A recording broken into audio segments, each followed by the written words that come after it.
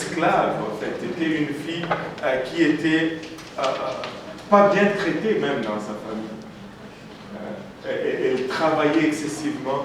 Elle parle, quand tu lis Cantique de Cantique, elle parle comment ses frères l'ont fait travailler sous le soleil et le soleil a brûlé sa peau et sa peau est devenue noire. Mais quand elle a rencontré Salomon pour la première fois, elle ne savait même pas qui il était. Elle ne savait pas qu'il était roi. Il est venu comme un commun de mortels, tout comme le Seigneur est venu à notre recherche comme un commun de mortels. Il a mis sa royauté de côté. Salomon est ainsi allé voir la Shunammite. Il lui a dit qu'il était juste un berger, qu'il part et qu'il va revenir la chercher. Tout comme nous avons la promesse du Seigneur aujourd'hui, qu'il est parti et qu'il revient nous chercher. Et puis quand la Shunammite finalement le voit venir, Salomon revient comme un roi dans toute sa gloire. Elle se dit, mais c'est qui ça? Effectivement, quand le Seigneur va revenir pour nous rechercher, il va revenir dans sa splendeur et dans sa gloire. Amen. Et c'est une belle histoire de notre rencontre, ou plutôt de notre relation, ou de ce que Dieu est en train de faire avec nous. Ce n'est pas pour rien que ce livre se trouve dans la Bible. Ce n'est pas un livre... moi, je me rappellerai toujours, j'étais en cinquième secondaire, et on avait un ami, il s'appelait Mohamed, j'ai oublié son nom de famille. Je me rappelle, il était...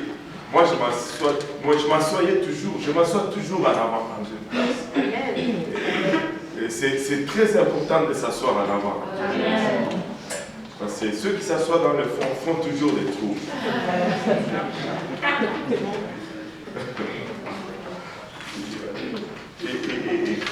Et Mwamba s'assoyait toujours dans le fond. Enfin, il avait son... Et un jour, je vais là, je trouve en train de lire la Bible. C'était un choc.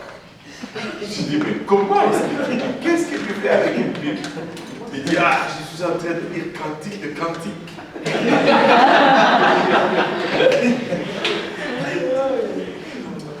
Bon, vous connaissez la suite. C'était pas pour trouver le plan du salut.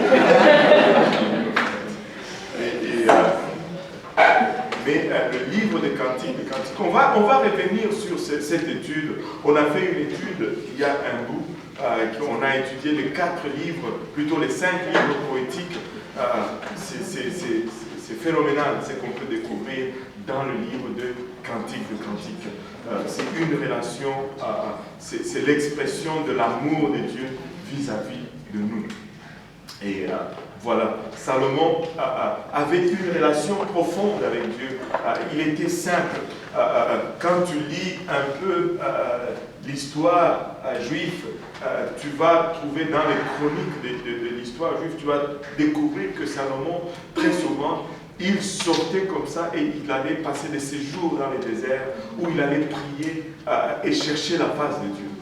Donc quand finalement le temps d'être couronné, un roi arrive et qu'il est en train de prier et que Dieu lui apparaît, ce n'est pas parce qu'il se trouve dans une situation de détresse qu'il commence à prier que Dieu lui apparaît. Non, c'est parce qu'il avait déjà une relation au préalable avec Dieu. N'attendez pas toujours une situation de crise. Développez une relation avec Dieu. Et écoutez, c'est un peu comme un compte en banque. La prière. Si tu déposes régulièrement chaque jour, quand le besoin arrive, tu vas tout simplement retirer. Mais certains d'entre nous ne vivons pas comme ça. Notre compte en banque est presque vide. Et quand une situation de détresse arrive, tu commences à courir à gauche, à droite pour emprunter à ceux qui prient régulièrement. Non. Si tu pries régulièrement, chaque jour tu dois prier. Chaque jour. Laissez-moi poser une question. Est-ce qu'il est déjà arrivé un jour où tu te réveilles et puis tu te dis « Ah, j'ai pas envie de brosser les dents aujourd'hui » Où tu te demandes Est-ce que je veux brosser le dents aujourd'hui?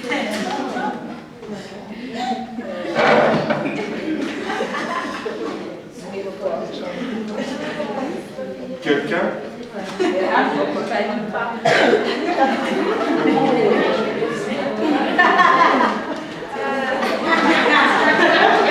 C'est des cas particuliers.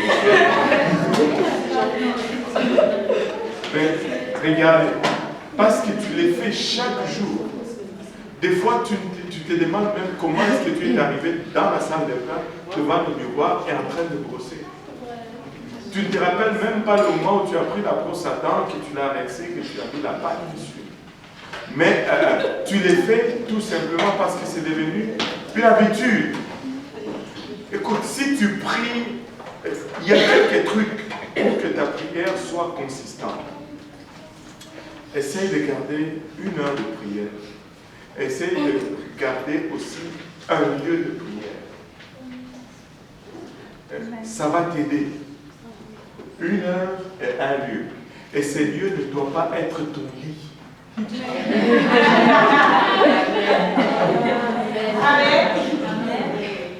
Et très souvent même, que ça ne soit pas ta chambre. Parce que c'est facile de monter sur celui-là. Je ne sais pas pour vous, moi personnellement, le lieu le plus approprié à la prière, c'est le salon. À genoux, tête dans le sofa, pas assis dans le... mais à genoux, tête dans le sofa. Ça peut varier. Pour vous, ça peut être la chambre à coucher, c'est bon.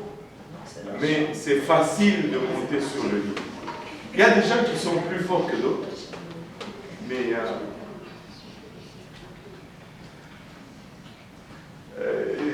il y a quelque chose au sujet du lit.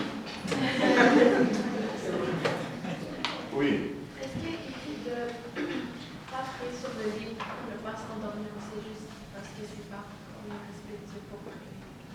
Ben, tout d'abord, c'est plus facile de s'endormir. Et puis, deuxièmement, ce n'est pas une bonne position vraiment. C'est trop confortable.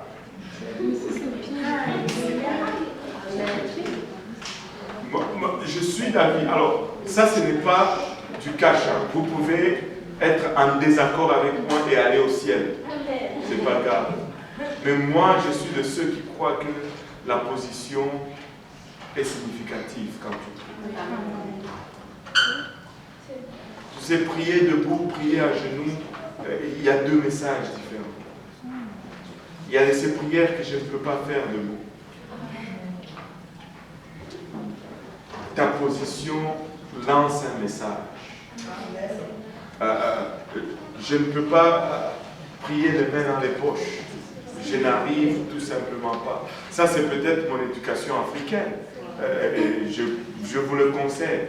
Mais si les mains en l'air ont une signification, je pense que les mains dans les poches lancent aussi un autre message. Je ne sais pas. C'est juste moi. C'est juste moi. Et c'est gratuit. Voilà. Oh boy. So, on fait bail ou on demande la question? Mais si tu, mais comme moi, si tu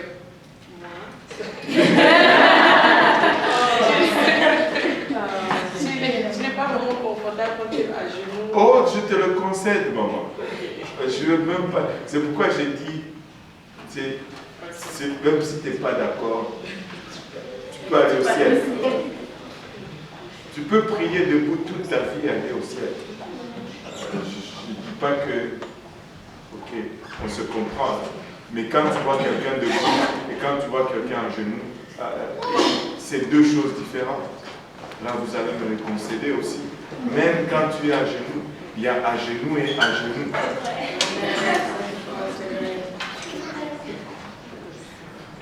Oui. Est-ce que Dieu dit qu'il faut avoir un don et un besoin? Ça aide beaucoup.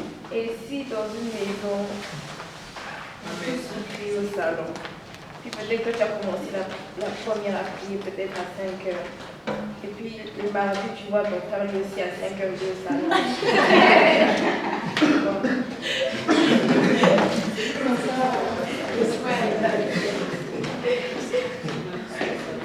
Tu essaies de l'ignorer. Vous deux, vous avez les mêmes yeux. C'est pas grave. Si c'est le point de sofa que vous aimez là.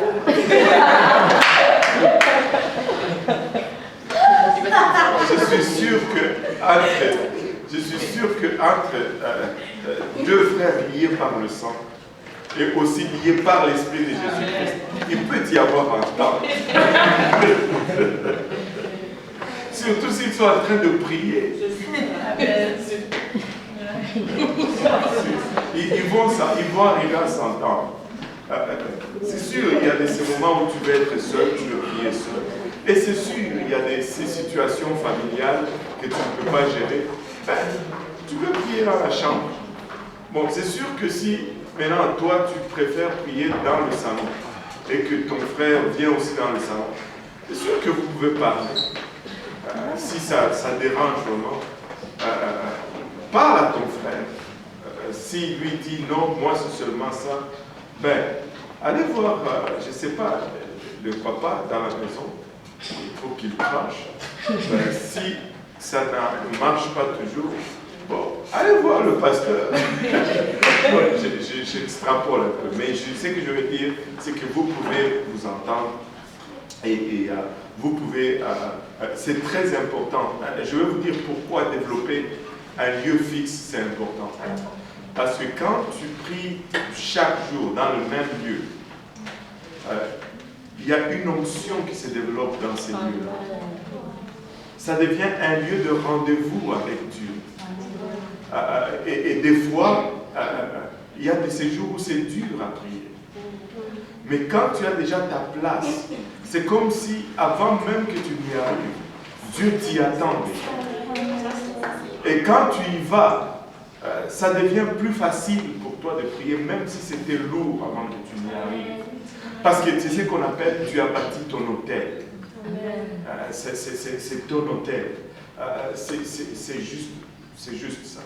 Ce sont des choses que tu mets de ton côté pour développer cette vie de prière quotidienne.